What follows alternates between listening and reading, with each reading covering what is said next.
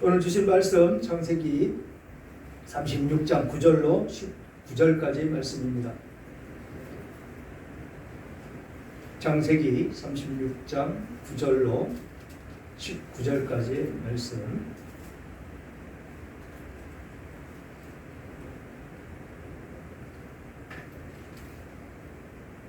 다 찾으셨으면 서로 교독하겠습니다. 9절 제가 먼저 읽겠습니다.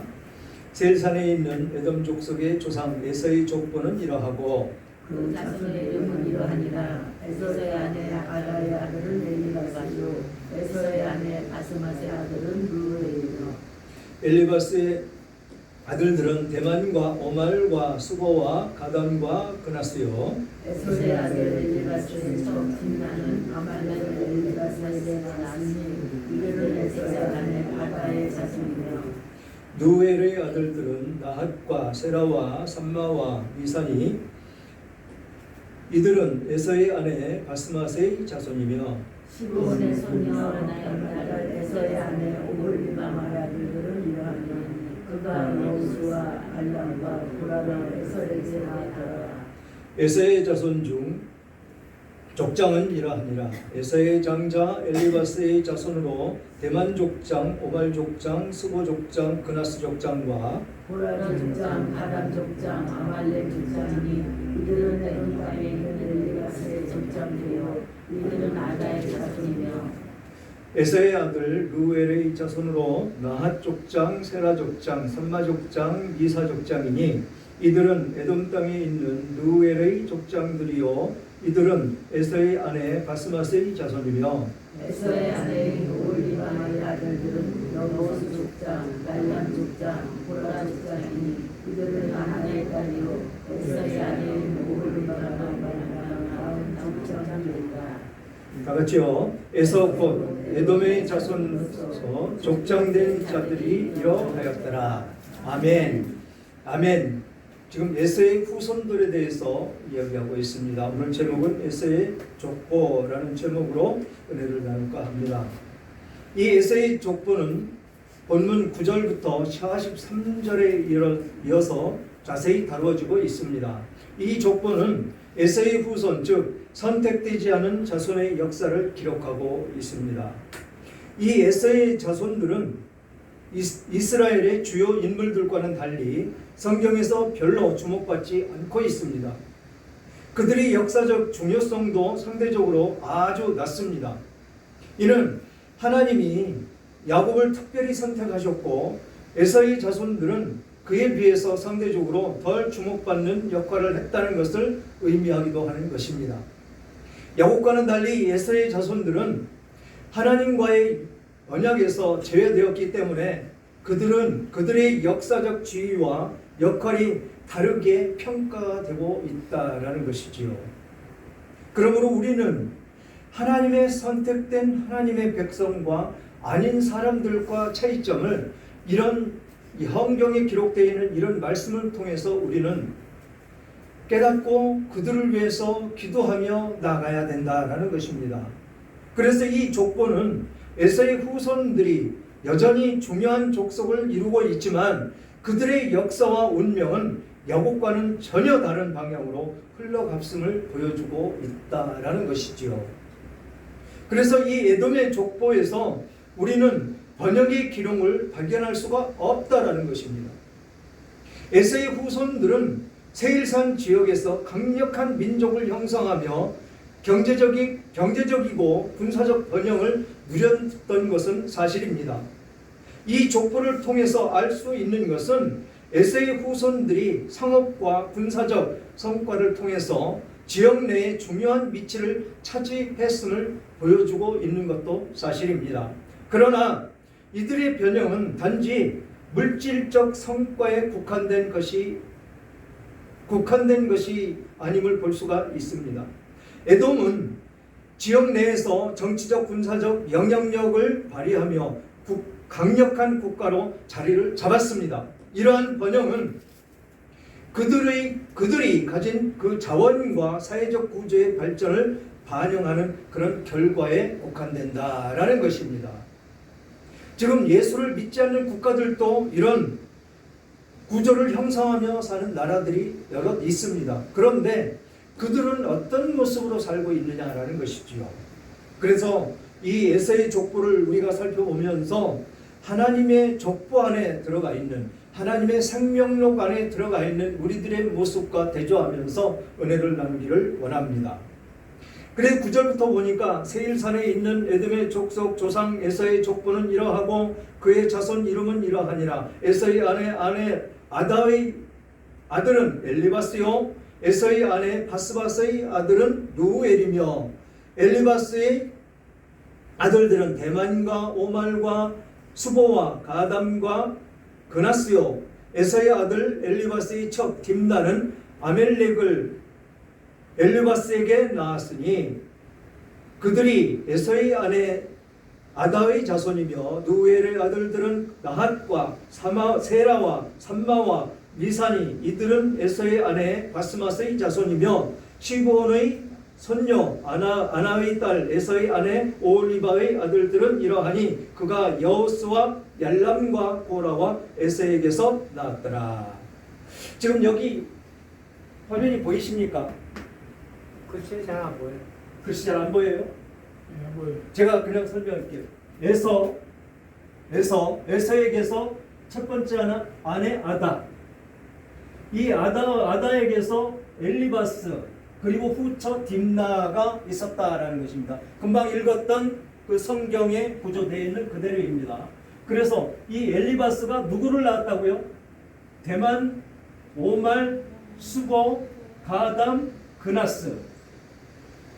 그래서 이 엘리바스 후처에게서 난 그 사람은 아말렉이다라고 기록되어 있죠. 그리고 이 에서의 두 번째 아내 바스맛은 누엘을 낳았다는 것입니다. 그래서 누엘은 나하, 세라, 삼마, 미사를 낳았다라는 것이죠. 지금 여기에 되어 있는 이들이 이 뒤에 나오는 족장들을 형성하고 있는 족장들이었었다라는 것이죠. 그리고 오홀리바는 누구죠? 오홀리바 세 번째 아내인데, 이 세 번째 아내는 그 누굽니까? 쫓겨난 아들, 사람 생각으로 난 아들, 이 야곱이 영의 사람과 결혼해야 된다고 외삼촌 집에 가서 결혼하라라는 이야기를 에서가 듣고 그것을 따라서 한 것이 바로 이 오홀리바를 데려온 것입니다. 오홀리바는 이스마엘의 딸, 거기서 낳은 사람이 여호스, 얄람, 고라, 이렇게 형성이 되는 것인데, 여기 뒤에 나오는 이 사람들이 족장을 이루며 살았던 그 사람들이었었다라는 것입니다. 그래서 뒤에 족장에 대해서는 깊이 설명을 안 드리겠습니다. 그래서 이 에서의 세 아내로부터 여러 후손들이 출생을 했다라는 것이지요. 세 아내입니다. 세 아내. 그래서 세일산에 거주하는 에돔 족속의 조상은 에서다라는 것입니다. 에서의 세 아내의 이름은 바로 위에서 소개된 바 아다와 바스맛과 오홀리바로 이 족보의 이름을 따르고 있다라는 것이죠. 그리고 여기서 에돔 족속의 조상에서 라는 제목을 달립니다. 에서 족속의 조상, 에서의 자손, 뭐 이런 식으로 제목이 달린다라는 것이죠. 그래서 에돔은 에서 후손의 민족의 명칭을 사용이 되고 있다라는 것이죠. 에돔 족속과 더불어 세일산에 거주하던 호리 족속의 자손들도 함께 소개되고 있습니다. 이후에 바로 오늘 19절 뒤에 보면 소제목에 세일의 자손 이렇게 되어 있는데, 이 세일의 자손들은 현재 이 에서가 들어가서 침략해서 빼앗은 땅의 자손들을 이야기하고 있습니다. 이들이 살고 있던 지역에 가서 지금 에서는 차지하고 거기서 함께 살고 있더라라는 것입니다. 그렇게 살고 있는데 에돔에서 후손 민족의 명칭을 사용됐고, 이 세일산에서 거주하던 호리 족속의 자손들도 함께 소개되고 있는데 하나님께서 에서로 하여금 한 민족으로서 세력을 확장하여 에돔 족속의 조상이 되게 하셨다라는 것입니다. 에서의 계보는 야곱에 비하면 상대적으로 아주 적은 수였습니다. 아주 작습니다. 상대적으로 열세일 뿐만 아니라 절대 열세였었는데 절대 적지 않은 수였음을 보여주고 있다는 것입니다. 그들 모두 족장에 대해서 한 민족을 이루었고 11개 지역에서 지도력을 행사했다라는 것이죠. 세어볼까요? 하나, 둘, 셋, 넷, 다섯, 여섯, 일곱, 여덟, 아홉, 열, 열하나, 열둘, 열셋. 그런데 몇 개를 이루었다고요? 11개 지역에서 족장을 이루고 살았고 지도력을 행사하며 살았더라라는 것입니다. 그래서 에서의 자손은 크게 두 부류로 나눌 수가 있는데 첫 번째 9절부터 14절까지는 에서의 후손들, 그 후손들의 후손들로 세 아내와 아들들 그리고 그 아들들이 낳은 자손들이다라는 것입니다. 두 번째로 15절부터 19절까지는 에서 민족의 족장들을 이야기하고 있다는 것이죠. 15절부터 한번 볼까요? 15절부터 보면 에서 자손 중 족장은 이러하니 에서의 장자 엘리바스의 자손으로 대만 족장, 오말 족장, 수보 족장, 그나스 족장. 지금 나열되어 있는 그대로 나오고 있습니다.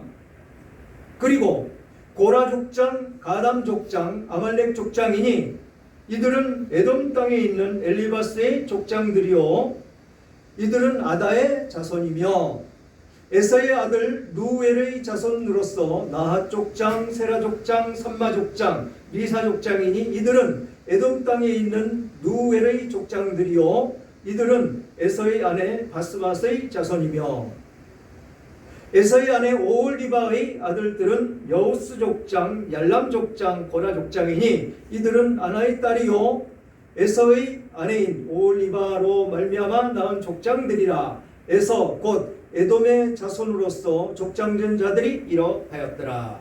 지금 여기에 나온 모든 사람들이 다 족장을 이루며 살고 있었더라라는 것입니다. 그래서 후손들의 기록과 족장들의 기록은 겹치고 있음을 나타내고 있습니다. 앞에 14절까지의 말씀과 15절부터 19절까지의 내용이 그 후손들의 이름이 똑같이 기록되어 있더라라는 것입니다. 그러나 목록 첫 번째 엘리바스의 아들 명부에서 두 번째 엘리바스의 족장 명주에서 나타난 이 고라 족장이 누락되어 있음을 볼 수가 있습니다. 지금 여기에 고라가 없죠. 고라가 없습니다. 이 사람은 족보에서 빠졌습니다. 대신 목록 첫 번째에서 고라라는 이름은 오홀리바의 아들 중 한 명이 나타나 그 두 명의 고라가 명단에 기록됩니다. 일단 두 명이 다른 인물의 고라라는 같은 이름을 사용했을 것입니다. 지금 여기에 고라가 있죠. 오홀리바에게는 고라가 있습니다. 그런데 여기에서 낳은 고라가 있는데 여기 고라는 빠져 있다라는 것이죠. 왜 빠져 있는지 정확한 기록은 없습니다. 그래서 뭐라고 기록되어 있느냐면 두 번째 나타나는 고라의 이름은 첫 번째 엘리바스의 아들 명부에서 누락되어 있는지 그 이유는 정확히 알 수가 없다라는 것이 성경 사전에 기록되어 있는 내용입니다. 그리고 몇몇 눈에 띄는 인물을 살펴보면 다음과 같습니다. 엘리바스의 아들 대만은 훗날 에돔 땅에 대한 별칭으로 사용이 됩니다. 그리고 예레미야서 그 내용이 49장 7절과 20절에 기록되어 있고 에스겔서 25장 13절에 기록되어 있습니다. 그리고 엘리바스의 아들인 그나스는 매우 중요합니다. 그나스는 갈렙의 조상이기 때문에 그렇다라는 것이죠. 그리고 아말렉 또한 매우 중요한 인물입니다. 아말렉 많이 들어봤죠. 출애굽하고 있는데 아말렉이 쳐들어오고 아말렉과 전쟁을 많이 치르는 것이 이스라엘입니다. 그는 유일하게 첩의 아들이라는 것이죠. 첩의 아들인데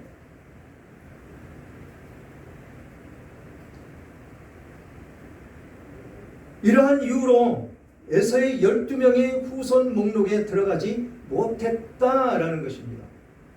지금 여기에 없습니다. 아말렉은 기록되어 있지 않습니다. 그의 후손인 아말렉 족속은 이스라엘 초기부터 끈질기게 그리고 오래도록 이스라엘을 괴롭히는 그런 민족을 형성하고 살았다라는 것이지요. 출애굽 후 광야를 걷고 있던 이스라엘 백성을 공격했고 이후에도 끈질기게 이스라엘과 충돌한 그런 족속이었었다라는 것입니다. 아말렉과의 전투에 대해서는 계속해서 끊임없이 나타나고 있습니다. 바로 그 아말렉, 그것이 누구의 후손이라고요? 에서의 후손이었더라라는 것입니다. 사랑하는 여러분, 에서의 족보는 단순히 역사적 기록을 넘어서 몇 가지 중요한 교훈을 우리들에게 남겨주고 있습니다. 하나님의 선택이 역사에 미치는 영향을 이해하는데 또한 큰 도움을 우리들에게 주고 있습니다. 이스라엘과 에돔의 차이는 하나님의 선택과 언약의 중요성을 강조하고 있다라는 것이죠. 하나님은 이스라엘을 특별히 선택하셨고 그들의 역사는 성경에서 중심적인 위치를 차지하고 있고 이 이스라엘의 후손을 통해서 예수 그리스도 계보가 이어져가고 예수 그리스도께서 그 후손을 이어서 탄생하는 그 모습도 볼 수가 있다라는 것입니다. 그만큼 하나님이 선택하신 하나님의 백성과 아닌 사람과 차이가 이렇게 천지 차이가 난다는 것입니다. 그러니 우리는 얼마나 큰 복을 받고 있는 것인지 실로 체험하지 않을 수가 없는 것이죠.